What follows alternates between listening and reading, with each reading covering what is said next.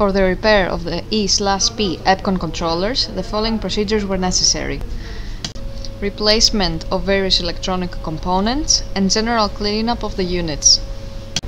For testing, we add a 100 volt AC power supply and some LEDs in order to depict the adjustments of the controller. As the process variable exceeds the set point, the controller attempts to lower the value and the LEDs light up.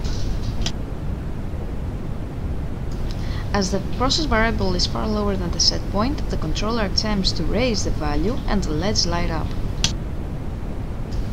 As the process variable nears the set point, the LEDs lower their blink rate until they stop.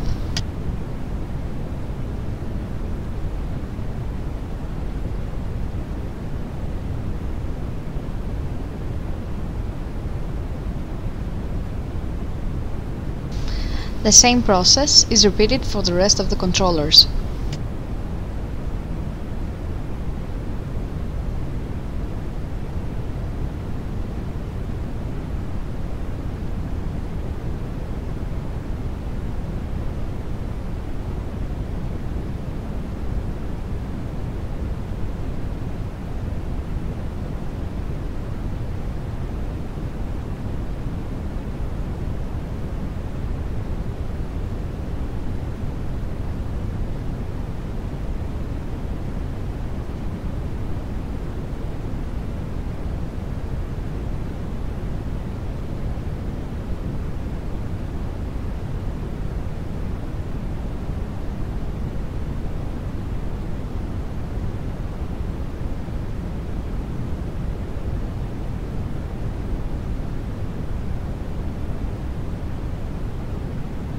It is now clear that the controllers are working successfully and are ready to be delivered to the customer.